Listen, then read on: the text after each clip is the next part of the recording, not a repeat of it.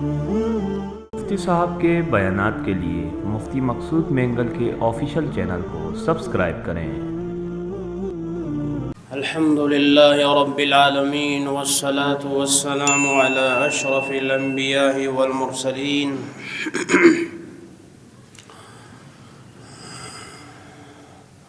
أرسله بالحق بشيرا ونذيرا وداعيا إلى الله بإذنه وسراجا منيرا. قال الله تعالى في القرآن المجيد والفرقان الحميد: فأعوذ بالله من الشيطان الرجيم. بسم الله الرحمن الرحيم. وآت ذا القربى حقه والمسكين وابن السبيل. صدق الله مولانا العظيم وبلغنا رسوله النبي الكريم ونحن على ذلك لمن الشاهدين والشاكرين والحمد لله رب العالمين. يا رب صل وسلم دائما أبدا على حبيبك خير الخلق كلهم هو الحبيب الذي ترجى شفاعته. انتہائی میرے واجب الاحترام میرے محترم معزز دوستوں اور بزرگوں، دنیا میں دو قسم کے حقوق ہیں اللہ تعالیٰ نے مقرر فرمائے ہیں اپنے بندوں کے لیے۔ ایک کو کہا جاتا ہے حقوق اللہ، جو اللہ تعالیٰ کے حقوق ہے، اور ایک ہے حقوق العباد، جو بندوں کے حقوق ہے ہم میں سے ایک دوسرے پر، ان کو حقوق العباد کہا جاتا ہے۔ قرآن و سنت کا مطالعہ کرنے سے یہ چیز پتہ چلتا ہے کہ انسان اگر حقوق العباد بھی ٹھیک طریقے سے ادا کرے تو بہت ساری جنت کی بشارتیں اس کو یہیں سے ملتی ہے، حقوق العباد کے ذریعے سے۔ جیسے ہمارے سامنے احادیث بھی موجود ہے کہ ایک عورت ہے اور فاحشہ عورت ہے، یہ حدیث میں اس کا ذکر آتا ہے، فاحشہ عورت، لیکن اس نے ایک پیاسے کتے کو پانی پلایا تو اس پر اللہ نے اس کی مغفرت فرما دی ہے۔ تو اللہ اتنا مہربان ہے۔ جانوروں کے حقوق پر باقاعدہ مولانا اشرف علی تانوی صاحب رحمۃ اللہ علیہ نے ایک کتاب لکھی ہے، حقوق البہائم، جانوروں کے حقوق۔ ہم تو انسانوں کے حقوق ابھی تک ادا نہیں کر رہے، جانوروں کے حقوق کہاں ہم ادا کریں گے؟ تو ہم انسان اجتماعی طور پر بہت زیادہ جرمدار ہیں کہ ہم حقوق العباد بھی ادا نہیں کرتے اور حقوق اللہ میں بھی کمزور ہیں۔ آج ذکر کریں گے جو قرآن مجید جن چیزوں کا ذکر کرتا ہے وہ حقوق العباد کے متعلق مختصراً ان کا ذکر کریں گے تاکہ کچھ ہمیں قرآن و سنت کی روشنی میں آگاہی مل جائے اور شناسائی ہو جائے کہ اللہ کے بندوں کے کیا کیا حقوق ہمارے اوپر ہیں اور لازم ہیں، جن کو ہم کیا کریں، اپنے پلے باندھے اور ان پر عمل کر سکے۔ قرآن مجید کی آیت ہے، میں نے آپ حضرات کے سامنے تلاوت کی۔ اللہ فرماتے ہیں وَآتِ ذَا الْقُرْبَى حَقَّهُ وَالْمِسْكِينَ وَابْنَ السَّبِيلِ۔ اللہ تعالیٰ نے تمہارے ذمے مقرر کیے ہیں تمہارے اوپر، وہ کیا ہے؟ ذوی القربا، رشتہ داروں کے حقوق ہیں، اور مساکین کے حقوق ہیں، اور مسکین کے حقوق، یہ سب بتا دیے۔ اس کا مطلب یہ ہے کہ ظاہر سی بات ہے یہ انسان ہے تو انسانوں کے حقوق ہیں، رشتہ دار تو انسانوں میں آئیں گے تو انسانوں کے حقوق ہمارے اوپر ذمہ لازم ہے۔ انسان کا دل کبھی کبھی رشتوں میں ایسے ٹوٹ جاتا ہے، دل نہیں کرتا کسی کے ساتھ اچھائی کرنے کو، اتنا جو ہے دل ٹوٹ جاتا ہے کبھی۔ لیکن ہم نے سب سے پہلے جو اہم نقطہ ہے اس کو سامنے رکھنا ہے، پھر کام کرنا ہے، پھر کام ہمارے لیے آسان ہو جاتا ہے۔ وہ کام کیا ہے کہ ہم نے اللہ کے حکم کو مد نظر رکھنا ہے، بس پھر کام آسان ہے۔ پھر ہم رشتہ داری بھی نبھا سکتے ہیں، مساکین کے حقوق بھی ادا کر سکتے ہیں، ذوی القربا کے بھی، فقراء کے بھی، سب کے جانوروں کے بھی سب ادا کر سکتے ہیں۔ مد نظر کیا ہو کہ میرے رب کا حکم کیا ہے، میرا خالق مجھ سے کیا کہہ رہا ہے، میرا مالک مجھ سے کیا کہہ رہا ہے، مجھے کیا حکم دے رہا ہے، بس وہ ماننا چاہیے۔ جیسے ایک دفتر والا اپنے ایک صاحب کا، آفیسر کا کتنا حکم کا پابند ہوتا ہے، ایک ملک میں رہنے والے اس ملک کے نظام کے کتنے پابند ہوتے ہیں، اس حکومت کے کہنے کے کتنے پابند ہوتے ہیں۔ تو ہم تو اللہ کے بندے ہیں، ہم مسلمان ہیں، ہمیں اللہ کا حکم سب سے پہلے جو ہے ماننا چاہیے، جو ہم سب کا مالک بھی ہے، خالق بھی ہے، رازق بھی ہے، سمیع بصیر بھی ہے، علیم بذات الصدور بھی ہے، اس رب کا کہنا تو سب سے پہلے ماننا چاہیے، جہاں ہم سب سے پہلے پیچھے ہیں۔ باقی رہا حقوق اللہ، حقوق اللہ یہ ہے کہ نماز پڑھو، روزہ رکھو، زکوٰۃ دو، حج کرو، عبادتیں کرو، ان پر یہ چیزیں آپ کو ملتی ہیں، بہت اچھی بات ہے۔ یہ بات یاد رکھنا چاہیے، انسان اللہ کے فضل سے، کرم سے، مہربانیوں سے جنت میں داخل ہوگا۔ ہم اپنی عبادتوں سے جنت میں نہیں جا سکتے، بہت کمزور ہے، ہم بہت کمزور ہے۔ ایک کتاب میں ایک واقعہ لکھا ہے، کتاب میرے پاس موجود ہے، ملفوظات شرودی کے نام سے۔ حضرت نے ایک واقعہ لکھا ہے حدیث کے روح سے، کہتے ہیں ایک شخص تھا تو اس نے کیا کیا، اپنی زندگی کو وقف کیا عبادت کے لیے، میں عبادت کرتا ہوں، چلا گیا سمندر کے کنارے، اب یہ لگا رہا، پوری 40 سال تک عبادت کرتے کرتے ادھر مر گیا یہ شخص۔ اب جب مرا، اللہ کے سامنے اس بندے کی پیشی ہوئی تو اللہ تعالیٰ نے فرمایا جاؤ، یہ حدیث ہے، جاؤ میں نے اپنے فضل و کرم سے تمہیں بخش دیا، اپنے فضل اور کرم سے۔ تو اس بندے کے دل میں خیال گزرا کہ میں نے 40 سال عبادت کی ہے اور میرا رب مجھ سے کہہ رہا ہے کہ میں نے اپنے فضل اور کرم سے تمہیں بخش دیا۔ اس کے دل میں خیال گزرا تو اللہ کی ذات وہ ہے، وہ علیم بذات الصدور ہے، دلوں کا بید بھی جاننے والا ہے۔ اللہ نے فوراً فرشتوں کو حکم دیا، فرمایا اس کو لے جاؤ اس بندے کو، اور جہنم کے قریب سے اس کو گزار کے لے آؤ۔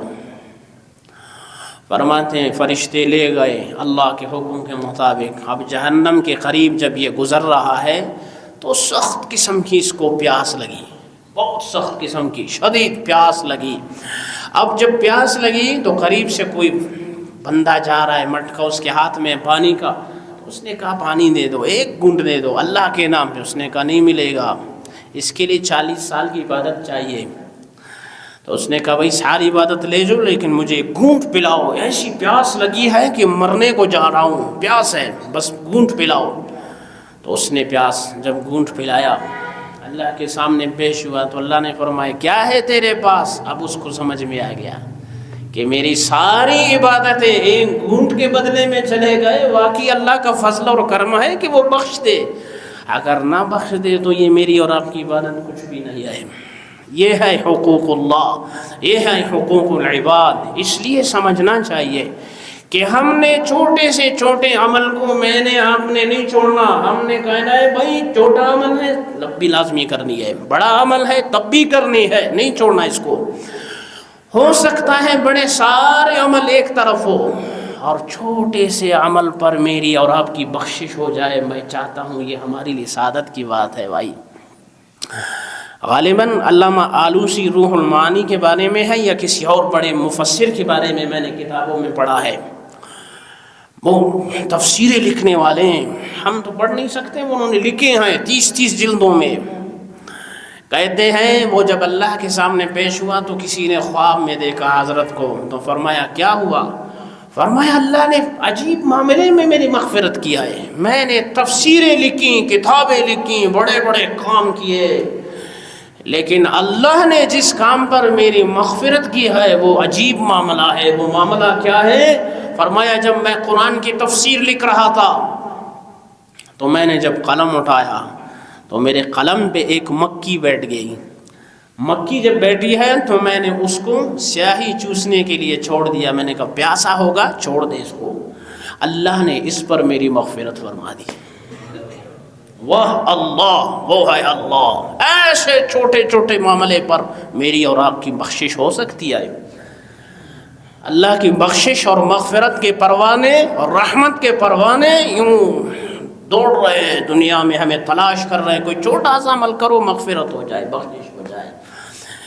لیکن اللہ تعالیٰ کبھی سارے عملوں کو ایک طرف رکھ کر بھی چھوٹے سے عمل پر ہماری بخشش فرما دیتے ہیں۔ اب ایک انسان ہے زندگی میں، وہ کیا کرتا ہے؟ ماں باپ کے حقوق بھی ادا کر رہا ہے، بہنوں کے حقوق بھی ادا کر رہا ہے، رشتہ داروں کے حقوق بھی ادا کر رہا ہے، میاں بیوی کی جو زندگی ہے وہ ایک دوسرے کے حقوق ادا کر رہے ہیں اور نبھاتے جا رہے ہیں، ہمسائے کے حقوق ادا کر رہے ہیں، جانوروں کے حقوق ادا کر رہے ہیں، مزدوروں کے حقوق ادا کر رہے ہیں، سب کے حقوق، علماء کے حقوق بھی ادا کر رہے ہیں، طلباء کے بھی کر رہے ہیں، جتنے لوگ ہیں سب کے حقوق ادا کر رہا ہے۔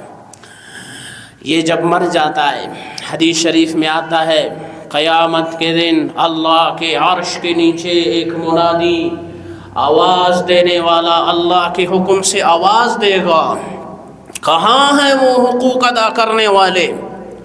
کھڑے ہو جاؤ۔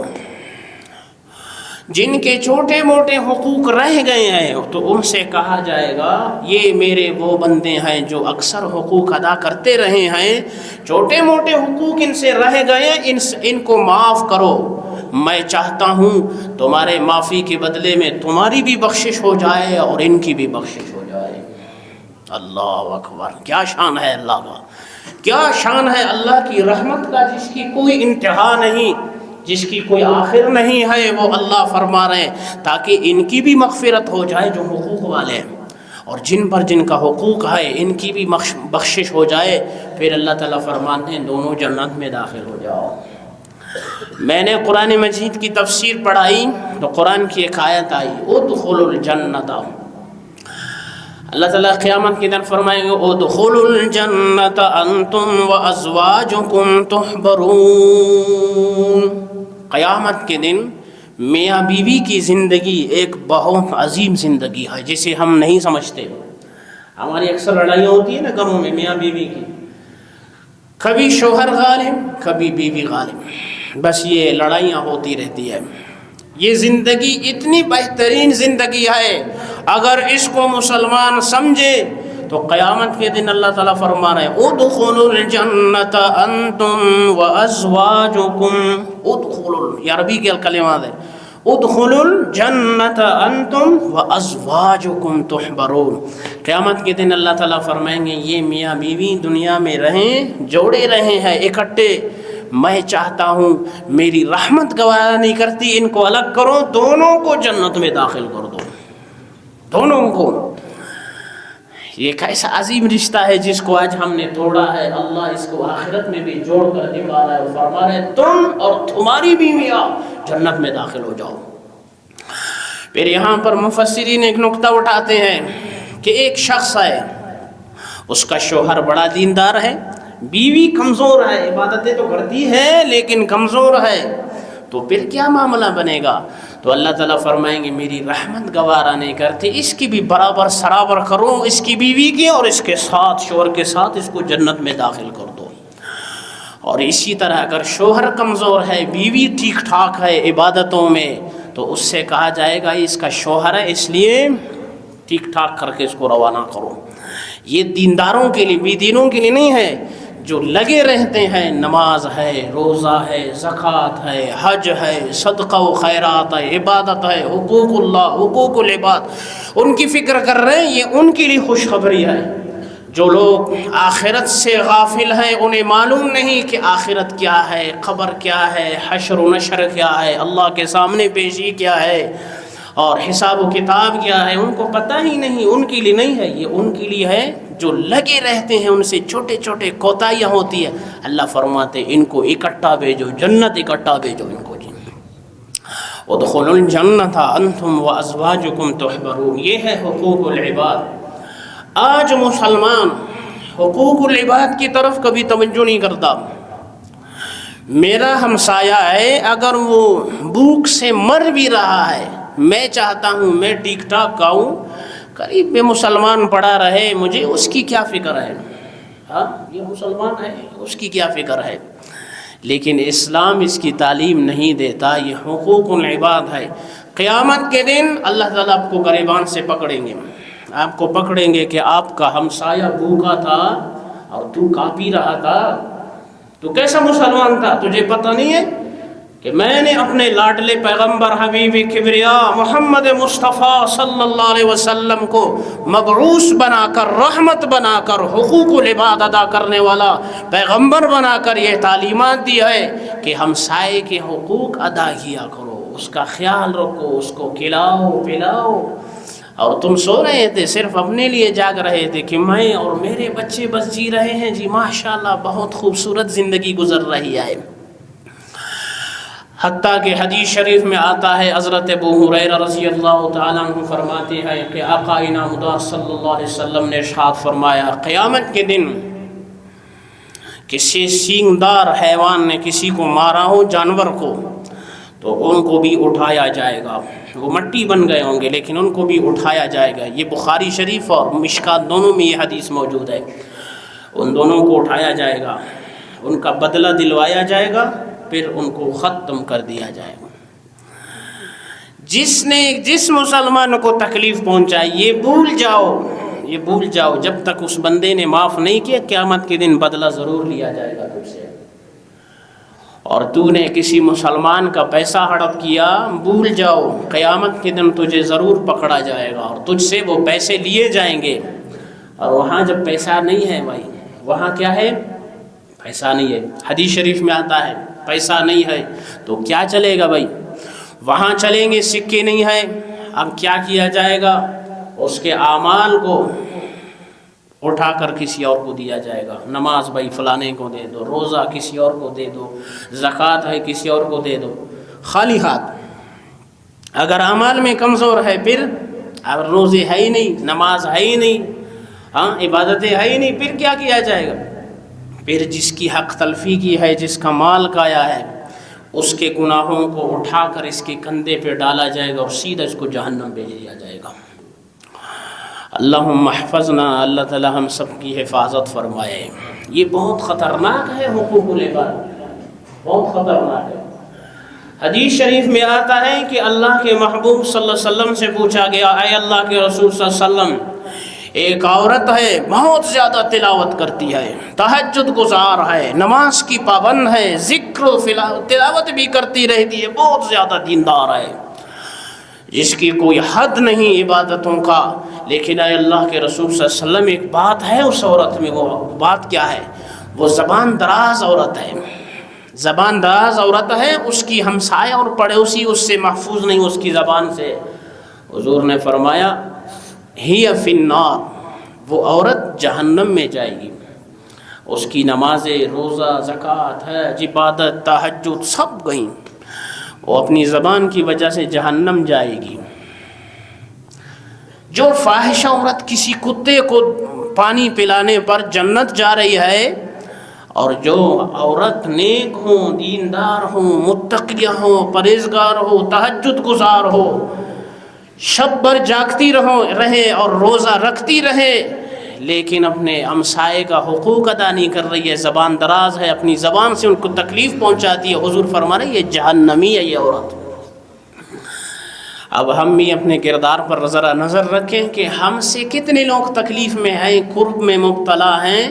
ہم تو سمجھتے ہیں ہم بڑے ٹھاکر ہیں، بڑے دلیر ہیں، بڑے بہادر ہیں، لوگ مجھ سے ڈرتے ہیں، ان کا مال بھی چھینتا ہوں، ان پہ ظلم بھی کرتا ہوں، ان کو مارتا ہوں، علاقے کے وڈیرے ہیں، چودھری ہیں اور پتہ نہیں کیا ہے جی، لوگ ان سے ڈرتے ہیں، ظلم کر رہے ہوتے، مار رہے ہوتے، بدماشیاں کر رہے، مال بھی چھین رہے، کبھی نہر میں ان کو لٹکا رہے۔ بھائی قیامت کے دن اللہ ان چودھریوں وڈیروں کو ایسا لٹکا کے دکھائے گا کہ تم نے میرے ایک مظلوم بندے کو لٹکایا، آج رب کی جلال ایسے حرکت میں آئے گی کہ تجھے لٹکایا جائے گا۔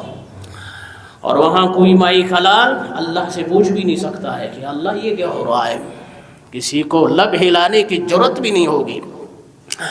یہاں کرو جس نے بدماشیاں کرنی ہے، ظلم کرنا ہے، کسی کا حق چھیننا ہے، مارنا ہے، کسی کی مال و دولت کو ہڑپ کرنا ہے، کسی کے جائیداد کو غصب کرنے، جو کرنے کرو، لیکن آخرت کی پکڑ بہت سخت ہے۔ وہاں سب کچھ آپ کے چلے جائیں گے، نماز، روزے، عبادتیں، زکوٰۃ، سب کچھ فارغ کر کے تجھے جہنم بھیج دیا جائے گا۔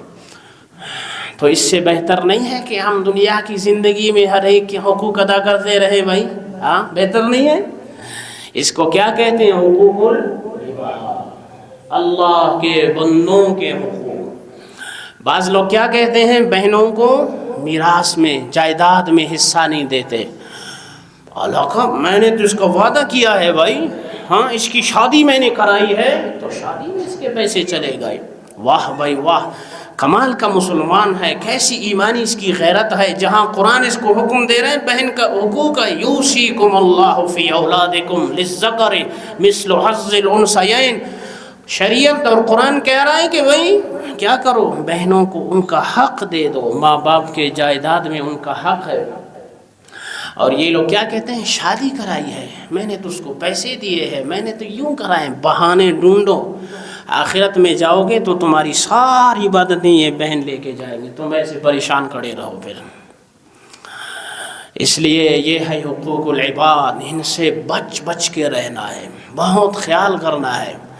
ہر چیز میں آپ نے کسی کو زبان سے تکلیف پہنچائی ہے کسی کو نا، تو پھر اس سے آپ نے معافی مانگنی ہے۔ اللہ کے لیے مجھے معاف کرو یار، خدا کے لیے میں نے تو آپ کی غیبت کی ہے، ہاں چغل خوری اور الزام تراشی یا گالم گلوچ یا مارا ہے، جو بھی کیا ہے دنیا میں معاف کراؤ، آخرت میں کوئی معافی نہیں۔ ہاں اللہ اپنا فضل و کرم فرمائے تو الگ بات ہے، جیسے میں نے وہ روایت بتائی آپ حضرات کو، اللہ تعالیٰ فضل و کرم فرمائے تو الگ سی بات ہے، لیکن وہاں معافی نہیں ہے، وہاں پھر اعمال نامے دیے جائیں گے، اعمال پیسے روپے چلیں گے نہیں، روزے زکوٰۃ حج عبادتیں سب چلے جائیں گے، آپ خالی ہاتھ پھر چلے جاؤ۔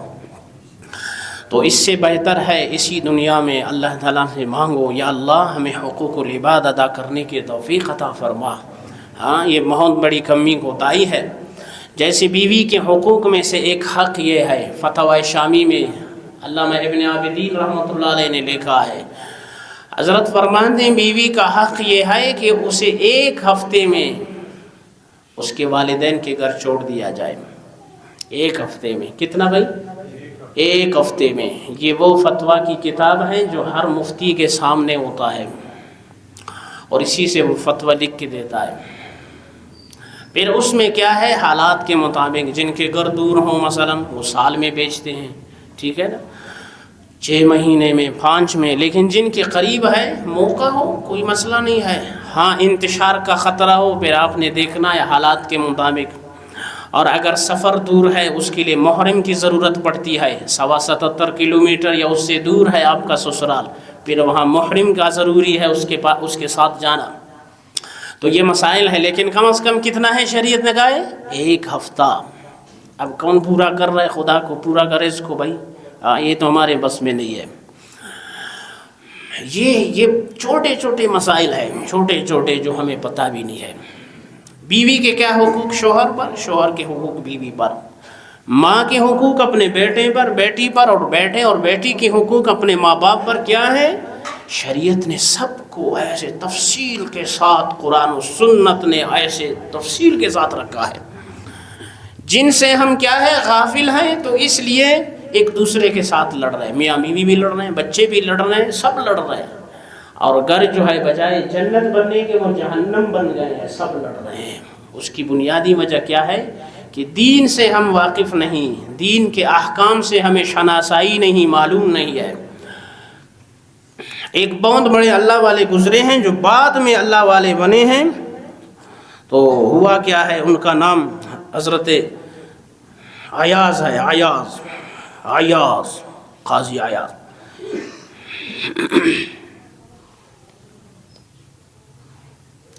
ایک واقعہ تو پہلے ایک سناتا ہوں، ایک بہت بڑے محدث کا ہے، حضرت عبداللہ ابن مبارک رحمۃ اللہ علیہ، فرماتے ہیں وہ سفر میں جا رہے تھے، تو ہوا کیا کہ انہوں نے کسی سے امانتاً ایک قلم لے لیا، قلم لکھنے کے لیے، بہت بڑے محدث ہیں، تو انہوں نے کیا کیا، قلم لیا، اب شام ملک سے چلے ایران پہنچے۔ ایران میں ان کو یاد آیا کہ میں نے یہ قلم فلانے بندے سے ملک شام میں لیا امانتاً، واپس لوٹ گئے، واپس، یہ ایران ادھر سے، شام ادھر پڑا ہوا ہے جی، ادھر سے واپس، سواری کا وہ پہلے زمانے کا سفر ہوتا تھا، ہم کہتے تو کہتے کیا کہتے بھائی، بس صحیح ہے یار، ایک قلم ہے، اللہ بھی معاف کرے گا، یہ پھر کون سی بات ہے بھائی۔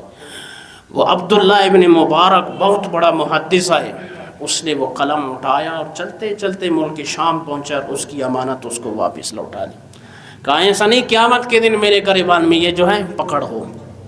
ایک قلم کے لیے اتنا بڑا سفر. ایک بہت بڑا ڈاکو گزرا تھا عیاض. یہ بعد میں اللہ کا بہت بڑا ولی بزرگ بنا. اس کا واقعہ موجود ہے کتاب میں. فرماتے ہیں کہ یہ ڈاکو جو ہے کیا کرتا تھا, لوٹتا تھا. قافلے کی صورت میں لوگ آتے تھے ان کو لوٹتا تھا.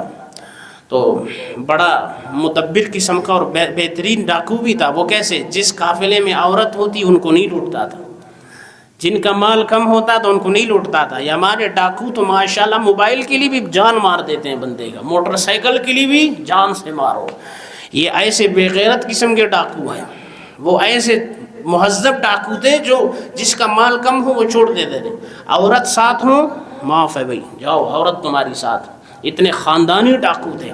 یہ ہمارے ڈاکو بے غیرت قسم کے ڈاکو ہے جی. اللہ سب کو ہدایت عطا فرمائے. کہتے ہیں انہوں نے ڈاکہ ڈالا قافلے پر تو سب کو لوٹا, حملہ کیا. دیکھا ایک بندہ قافلے میں بیٹھا ہے, وہ قرآن کی تلاوت کر رہا ہے. سورہ حدید ہے. الم یأن للذین آمنوا ان تخشع قلوبهم لذکر اللہ الم یأن للذین آمنوا ان تخشع قلوبهم لذکر اللہ. کیا وہ وقت پلٹ نہیں آیا ایمان والوں پر کہ ان کے قلوب, دل ہل جائے اللہ کی یاد سے. جب اس نے یہ آیت پڑھی وہیں پر رک گیا, یہ ڈاکو رک گیا.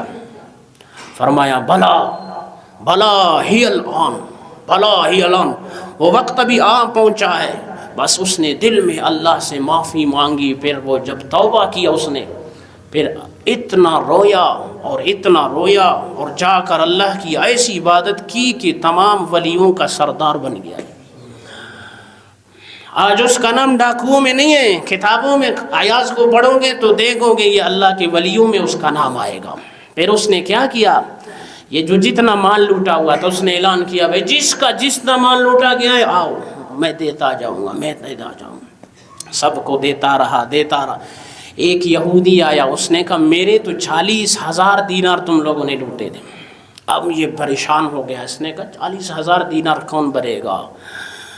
تو پھر اس نے کہا کہ بھائی معاف کر دو. کہا معافی بھی نہیں, کہا میرا غلام بن جاؤ, کام وام کرو پھر پورے ہو جائیں گے. پھر وہاں غلام بن کر اس نے کام کیا, پھر معافی شافی ہو گئی. اللہ اکبر, یہ کیسے لوگ تھے. ہم مسلمان کا مال لوٹ لیتے ہیں اور پھر خوشی سے ایسا ہڑپ کرتے ہیں پتہ بھی نہیں چلتا ہے. 1,000 5,000 10,000 یہ تو کوئی شغل ہے, مذاق میں کہتے ہیں. کسی نے اگر غلطی سے 5,000 دینے ہیں, اس نے 10,000 دی دیے تو ہم کیا کہتے ہیں؟ بھائی ٹھیک ہے پتہ نہیں چلا, بس کوئی بات نہیں, یہ اکرام ہوا میرا. کیا ہوا بھائی؟ اکرام ہوا. اور اکرام ماشاءاللہ ہڑپ کیا سارا. یہ جو ہم لوگوں نے بنائے جہنم ہے, بس ڈالتے جا رہے ہیں مکس سب کچھ. ظلم کا مال بھی کھاؤ, کسی کا ہڑپ کر کے بھی کھاؤ, کسی کو قتل کر کے بھی کھاؤ.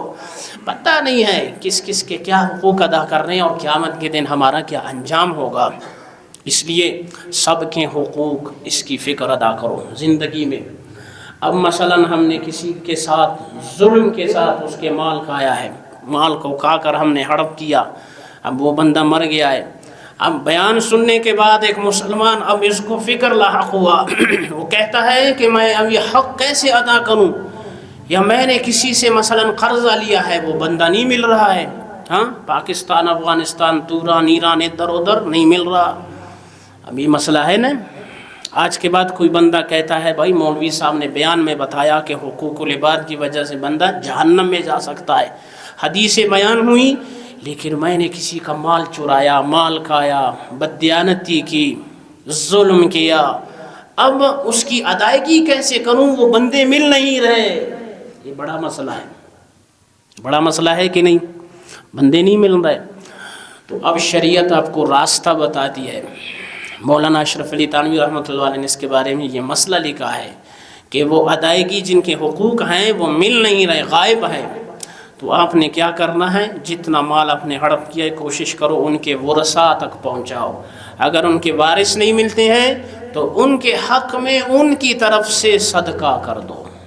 کیا کرو بھائی, ان کے طرف سے ان کے حق میں کہ یا اللہ یہ ان کا مال تھا، ان کے لیے صدقہ کر رہا ہوں، قیامت میں ان کو یا اللہ یہ دے دے کہ ہماری جان ہی چھوٹ جائے نہیں۔ مطلب خلاصی کسی بھی صورت میں نہیں۔ آپ بات اٹھاؤ یا اللہ مجھے معاف کرو، معاف نہیں ہو سکتے ہو جب تک وہ بندہ معاف نہیں کرے گا۔ تو اس کا طریقہ یہی ہے کہ آپ نے کیا کرنا ہے بھائی، صدقہ کرنا ہے ان کی طرف سے کہ اللہ ان کی طرف سے یہ صدقہ ہے، ان کے حق میں قبول کیجیے۔ اللہ تعالیٰ سے دعا ہے اللہ تعالیٰ ہم سب کو حقوق العباد ادا کرنے کی توفیق عطا فرمائے، کہیں آمین۔ یہ پیچھے والے نہیں کہہ رہے ان کے حقوق شاید نہیں ہے بھائی، پیچھے والے یا انسانوں میں نہیں ہے، یہ کہو آمین۔ یہ حقوق العباد کی وجہ سے بندہ جہنم میں جا رہا ہے جی، اور ہمیں فکر ہی نہیں ہے، کہو ہڑپ کرتے جاؤ بھائی، ایک دن آئے گا مالک یوم الدین والا دن انتظار کر رہا ہے سب کا۔ تو اللہ تعالیٰ سب کے ساتھ آسانی کا معاملہ فرمائے، حقوق العباد اسی دنیا میں ہمیں ادا کرنے کی توفیق عطا فرمائے۔